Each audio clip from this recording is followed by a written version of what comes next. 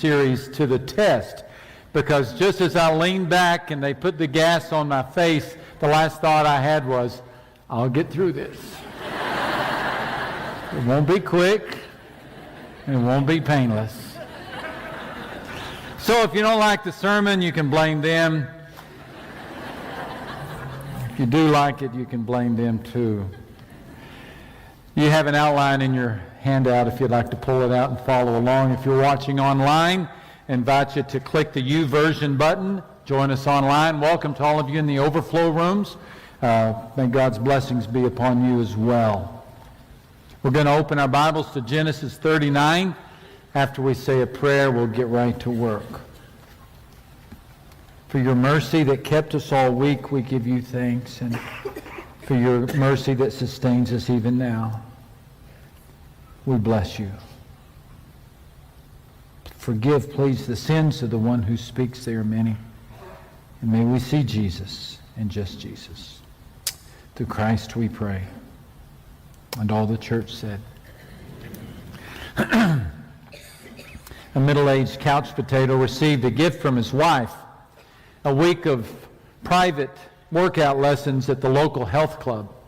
His trainer was Tanya, a 26-year-old aerobics instructor and athletic clothing model.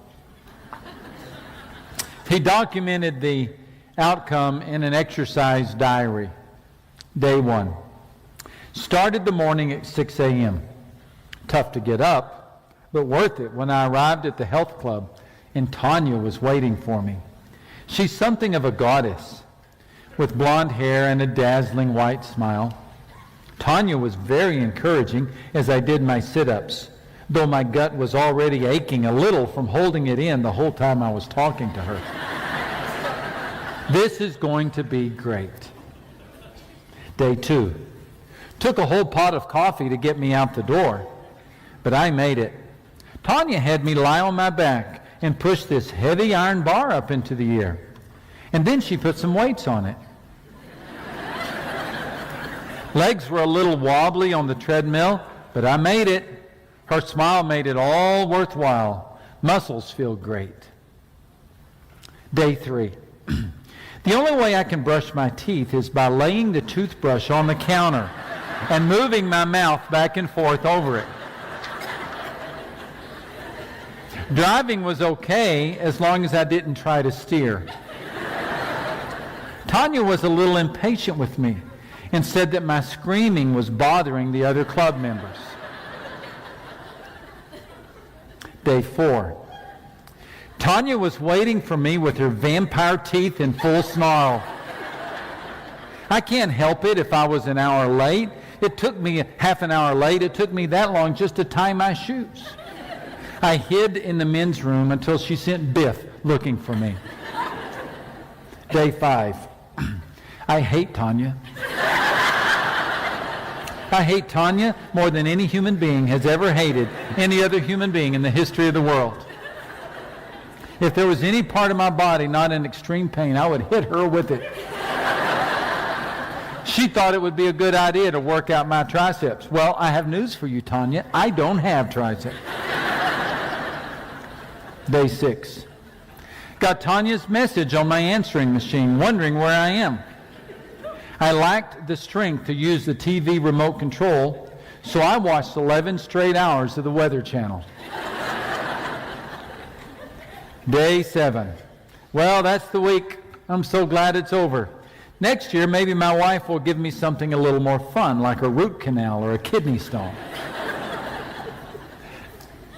You've likely never met Tanya, but you have met the teacher who drilled you, or the band director who pushed you, or the coach who challenged you, or the sergeant who all but killed you. Where do they get these kind of ideas? Well, somewhere along the line, they learned this principle, and that is tough tests toughen people. Tough tests toughen people. Long before a coach planned a workout or a school teacher scheduled a rehearsal, God was already in the business of strengthening his people through tough tests. He certainly did with Joseph. If you're just picking up on this study of Joseph, Joseph was 17 years of age when this Hebrew boy was dumped over the edge of a cistern and then pulled out, not to be saved, but to be sold into slavery and then taken into Egypt. He worked his way up the house of a man by the name of Potiphar, only to catch the eye of Mrs. Potiphar. And about the age of 27, she put the move on him, and he did the scoot out the door, only to be caught by Mr. Potiphar. And Mr. Potiphar, Joseph's master, took him and put him into prison, a place where the king's prisoners were confined. And we wonder, since when does the high road lead off the cliff? All Joseph did was all he could. He did what was right. He did his best in Potiphar's house. Kept his nose clean, kept his bed made, got his chores done, and yet in spite of it all, he gets imprisoned with no hope of parole. Surely he was wondering, where in the world is God in this story? Maybe you're wondering that in yours. You know, you can do everything that's right, and life can turn out so wrong. Maybe you've made the right choices. You earned a degree, but now you can't find a job. Or you have a job, but the job is a dead-end cubicle. Or you took a stand for morality only to be dumped by a boyfriend or a girlfriend. Or you prayed for children, yet the womb is still empty. Or you raised a house full of kids, and now the house is empty. Life can feel like a prison. I'm thinking about a friend who, after a half-century of marriage, told me not long ago about his wife and how she has begun to lose her memory, and how earlier that week he had to go take her car keys from her. Half a century of marriage. He has to stay right close to her lest she fall. They had these hopes of growing old together, and well, they still will. It's just that only one of them will know what day of the week it is. How do we explain these occurrences in life? Carefully. Carefully. None of us know everything God is doing. None of us understand the full counsel or the full throttle of God's plan. Only God understands what he's doing. But we do know enough about God's character to know that his actions are never capricious, never callous, and they're never spontaneous. They have a purpose. Interestingly, that purpose, it seems more often than not, is explained in that four-letter word, test. This is some form of test. And this time in prison for Joseph was exactly that. If you like to fill in the blanks, here's the first line. God gave the test. Now, how can we be so sure that this time in which Joseph was in prison, how can we be so sure it was a test? Well, because the Bible tells us so. It's curious. It's a reference in the book of Psalms to Joseph. Psalm 105. You may have never seen this. Psalm 105, verses 18 and 19. There in prison, they bruised Joseph's feet with fetters, and they placed his neck in an iron collar until the time came to fulfill his word. Look, the Lord what? Tested Joseph's character. There it is in black and white. So we know, without a doubt, this time in prison was a time to test, train, mature, develop, strengthen the character of Joseph. Joseph ended up in prison not because of Potiphar, but because of God. Part of the training of Joseph, part of the blueprint for Joseph's life, included a difficult stint in an Egyptian prison, a time in which God would test Joseph's character. It's not easy, nor is it always possible, to differentiate the difference between temptation and testing. But it seems that last week's message was a picture of temptation, of Satan trying to cause Joseph to stumble and fall. And this is a picture of testing, of God bringing a challenge to help Joseph stand strong. Satan wants to trip us up so we'll fall. God wants to test us so we'll be strong. Satan is always trumped by God, so even the temptations of Satan eventually become tests that strengthen us. And this, no doubt, is a test of God, intended to test or put some strength in the soul of Joseph. Early translations of Psalm 105 mistakenly translated the word neck as soul. And in some very, very ancient translations, none that you and I would purchase, but only that the scholars could find, this translation appears. They placed his soul in an iron collar. Later, when Jerome created the Latin translation of the Old Testament, he mistakenly inverted the subject and object of that very sentence, and he wrote, iron entered his soul. To this day, there are some old translations that have in the margin, you know those little tiny words in the margin next to a little tiny letter? There are some of those old translations that have the phrase, his soul came into iron.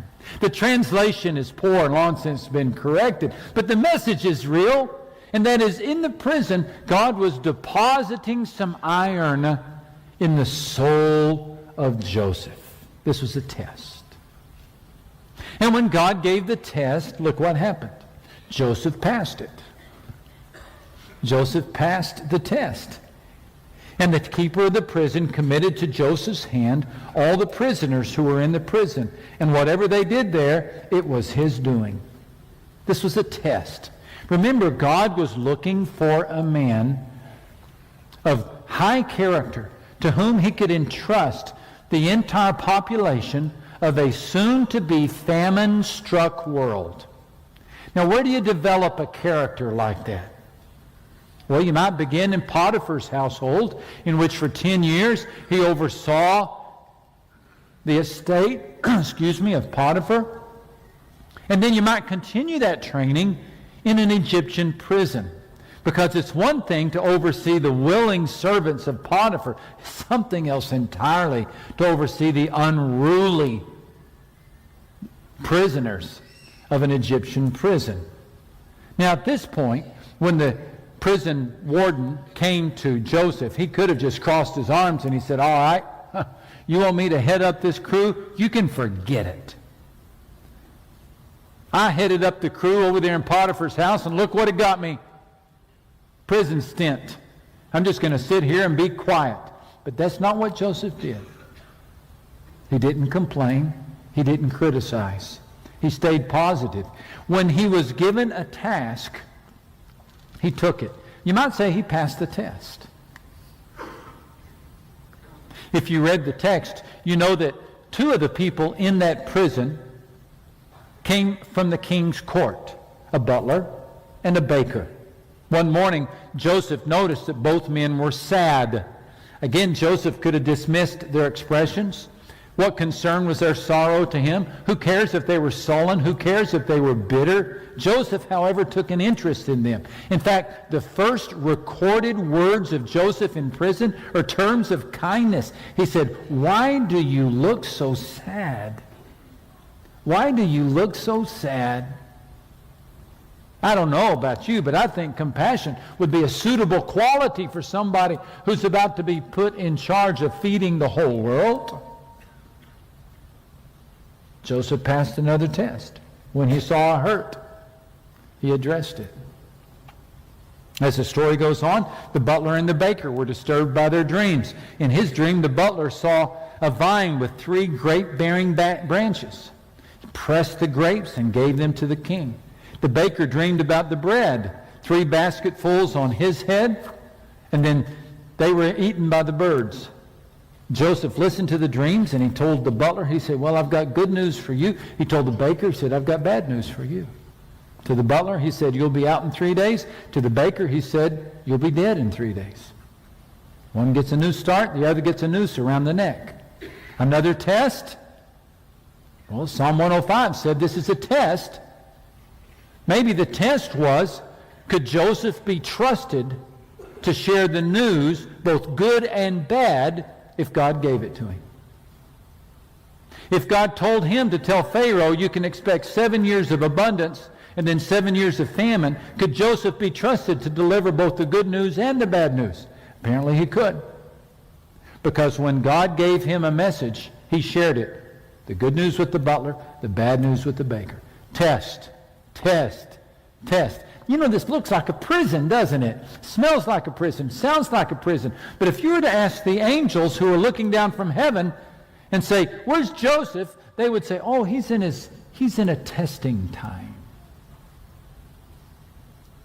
And you? Maybe it looks like unemployment.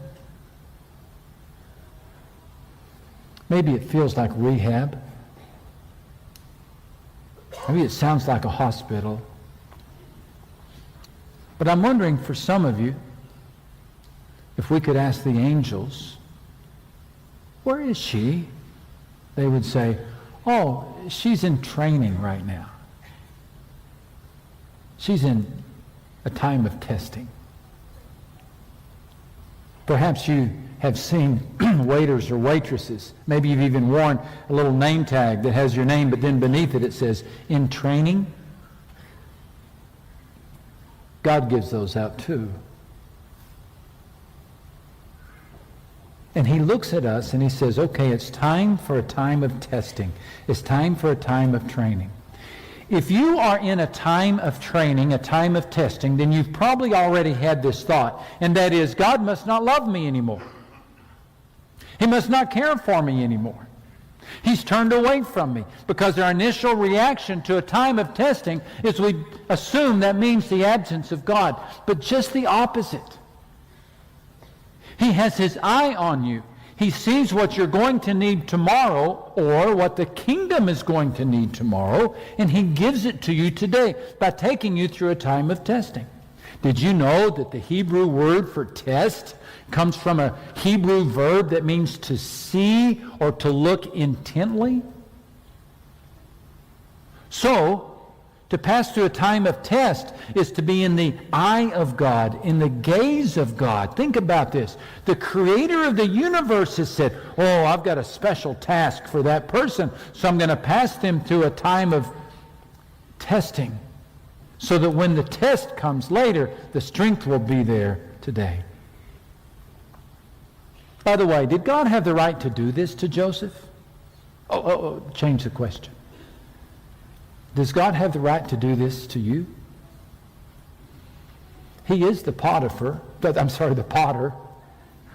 and we are the clay, right?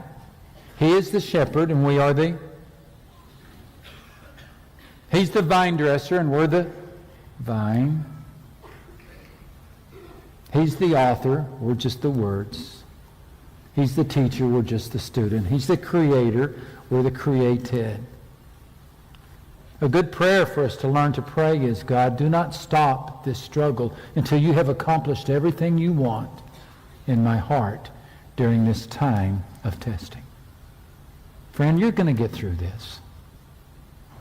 You are. All tests are temporary. You'll get through this. I'm not saying it's going to be quick, nor am I saying it's going to be painless.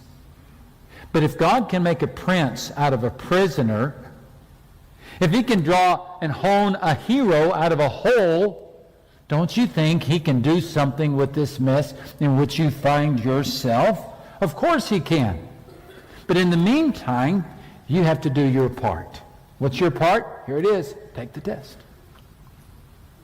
How do you take the test? Well, I think we at least do what Joseph did, and that is, when you're given a task, take it. No task is too small. Do you aspire to do great things? Then show up on time. Do your work. Don't complain. God watches the way we do little tasks. If you're faithful over a few things, he'll set you over many. Did you notice that Joseph succeeded in the kitchen of Potiphar and the dungeon of Pharaoh before he succeeded as prime minister of Egypt? He cared for the butler and the baker before he cared for the nations. The reward of a good work is greater work. So do good work. Now's the time to just do good work. Let others bemoan the humble charge. Let others grumble in the corner of the prison cell. Not you. You know you're in a time of training. God is shaping your character. And today's slave is tomorrow's prime minister. So if you're given an humble task to do, do it. That's part of the training. And when you see a hurt, address it. We can only wonder, what if Joseph had ignored the sadness on the faces of the officers? What if he had ignored the butler and the baker? What if he said, I'm not going to talk to them? If you know how the story progresses, you know that it is the memory of the butler that serves to get Joseph out of prison. I hope I'm not giving away the end of the story to you. But if he had ignored the butler, then the butler would have had no memory of the kindness of Joseph. Yes, it was the kindness of Joseph that served as the key to open the door through which Joseph could pass. Kindness. What are you supposed to do during this tough time of testing? Well, I suggest you just be kind. It's no time for a pity party. Cancel the woe be me music. This is a time for service, not self-centeredness. And when God gives you a message to share, share it. Did you know, if you're in a test, let me just tell you, God has enrolled you in a postgraduate course of difficulty. And what you are learning in this postgraduate course of difficulty, you will someday teach to someone else. I know. You did not sign up for this course. I know. And I know it's a hard course. No one ever signs up for the course of single parenthood or caring for an aging parent or raising a handicapped child. You didn't sign up for it, but God signed you up for it. He's the maker. And he must think highly of you to give you this difficult assignment. God is the dean of the University of Hard Knocks. And he alone defines our curriculum.